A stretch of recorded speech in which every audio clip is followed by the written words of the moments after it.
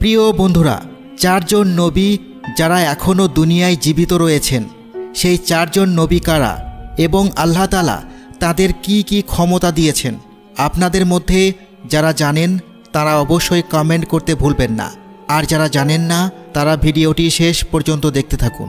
আল্লাহ তাআলা মানুষের হেদায়েতের জন্য আমাদের পৃথিবীতে 1,24,000 নবী এবং রাসূল পাঠিয়েছেন, যারা যুগে যুগে মানুষের নিকট আল্লাহর পক্ষ হতে হেদায়েতের বাণী পৌঁছে দিয়েছেন।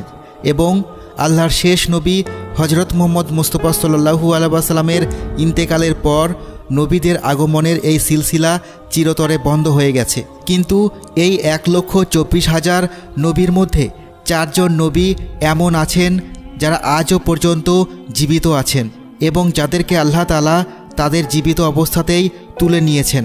সবার আগে এই কথাটা আপনাদের মনে রাখা উচিত যে এই পৃথিবীতে যত আম্বিয়ায়ে কিরাম এসেছেন তারা সবাই নিজ নিজ কবরে জীবিত আছেন এবং অবশ্যই তারা নিজ উদ্দেশ্যে সফল। আল্লাহর নবী হজরত মুহাম্মদ মুস্তাফা সাল্লাল্লাহু আলাইহি ওয়াসাল্লামের বর্ণিত হাদিস রয়েছে যে আম্বিয়া কিরামের লাশ ভক্ষণ করাকে আল্লাহ মাটির জন্য হারাম করে দিয়েছেন। তাই আজও আল্লাহর নবী নিজ নিজ কবরে জীবিত আছেন। কিন্তু এর মধ্যে অবাক করার মতো বিষয় হলো এই নবীদের মধ্যে 2 জন এখনও আমাদের জমিনে আছেন আর 2 জন নবী আকাশে জীবিত আছেন বলে জানা গেছে। বলে রাখি, এই 4 জন নবীর মধ্যে হজরত খিজির আলাইহিসসালাম ও হজরত ইলিয়াস আলাইহিসসালাম আমাদের জমিনেই উপস্থিত রয়েছেন। কিন্তু হজরত খিজির আলাইহিসসালাম নবী ছিলেন কি ছিলেন না এ নিয়ে অনেক মতভেদ রয়েছে, তবে সঠিক কোনো বর্ণনা পাওয়া যায় না। অনেকে বলেন তিনি নবী ছিলেন, আবার অনেকে বলেন তিনি আল্লাহর বান্দা ছিলেন, আবার অনেকে বলেন তিনি নবী ছিলেন না কিন্তু জীবিত আছেন। তাদের সম্পর্কে বলা হয় যে তারা প্রতি বছর হজের জন্য মক্কা মুকাররমায় আসেন এবং সেখানে তারা জমজমের পানি পান করেন, যার কারণে সারা বছর তাদের কিছু খাওয়া দাওয়ার প্রয়োজন পড়ে না।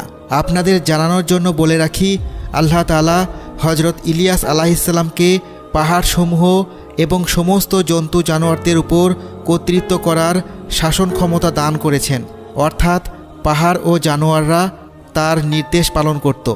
আর হজরত খিজির আলাইহিসসালামকে নদী ও সাগরের শাসন ক্ষমতা দান করা হয়েছে। হজরত ইলিয়াস আলাইহিসসালাম সম্পর্কে বলা হয় আল্লাহ তাকে 70 জন নবীর ক্ষমতা দান করেছেন এবং তিনি মহিমা ও গৌরবে হজরত মুসা আলাইহিসসালামের মতো। ইসলামিক বইয়ে পাওয়া যায় হজরত ইলিয়াস আলাইহিসসালাম আর খিজির আলাইহিসসালাম পুরো রমজান মাস বাইতুল মুকাদ্দাসে কাটাতেন এবং প্রতি বছর হজ করার জন্য মক্কায় তাশরিফ নিয়ে আসেন। স্কলাররা বলেছেন কিয়ামতের আগে যখন দুনিয়ার শেষ সময় আসবে তখন আল্লাহর ইচ্ছা অনুযায়ী তাদের রূহ কবজ করা হবে। বন্ধুরা, এছাড়াও আকাশে জীবিত 2 জন নবী হলেন হজরত ইদ্রিস আলাইহিসসালাম এবং হজরত ঈসা আলাইহিসসালাম।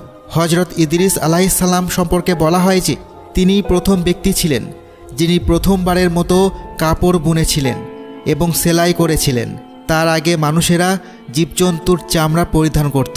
কিছু রেওয়ায়াত অনুযায়ী পৃথিবীতে হজরত ইদ্রিস আলাইহিসসালাম সর্বপ্রথম ব্যক্তি ছিলেন যিনি কলম দিয়ে লেখাপড়া করা এবং জ্ঞান অর্জন করা শিক্ষা দিয়েছিলেন। এই কারণেই তাকে ইদ্রিস অর্থাৎ শিক্ষাদানকারী বলা হয়। আমরা আপনাকে জানিয়ে রাখি যে আল্লাহ তাআলা হজরত ইদ্রিস আলাইহিসসালামকে আকাশে তুলে নিয়েছিলেন। তার সম্পর্কে পাওয়া যায় যে যেদিন থেকে তাকে আকাশে উঠিয়ে নেওয়া হয়েছে সেদিন থেকে আজ পর্যন্ত তিনি জীবিত আছেন এবং জান্নাতে উপস্থিত আছেন। বন্ধুরা, এছাড়াও অন্য আরেকজন নবী যিনি আকাশে জীবিত অবস্থায় রয়েছেন তিনি হচ্ছেন হজরত ঈসা আলাইহিসসালাম। আমরা আপনাকে জানিয়ে রাখি যে আল্লাহ তাআলা হজরত ঈসা আলাইহিসসালামকে তাঁর নবী হিসেবে বনি ইসরাইল জাতির নিকট পাঠিয়েছিলেন। কিন্তু হজরত ঈসা আলাইহিসসালাম যখন তাদের আল্লাহর দ্বীন ও হকের দাওয়াত দিলেন তখন তাদের মধ্যে কেউ কেউ হক মেনে নিলেন, কিন্তু অধিকাংশই লোকই তাঁর শত্রু হয়ে গেল এবং তারা তাকে হত্যার ষড়যন্ত্র করল।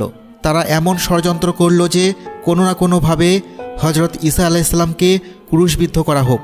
কোনো একদিন হজরত ঈসা আলাইহিসসালামকে ক্রুশবিদ্ধ করা হলে ঈসা আলাইহিসসালাম মারা যাননি, বরং আল্লাহ তাআলা তাকে জীবিত অবস্থায় আকাশে তুলে নিয়েছেন। বর্ণনায় পাওয়া যায় যে যখন কিয়ামতের পূর্বে ইমাম মাহাদি দুনিয়াতে আগমন করবেন, তখন হজরত ঈসা আলাইহিস সালাম পুনরায় এই পৃথিবীতে আসমান থেকে অবতরণ করবেন।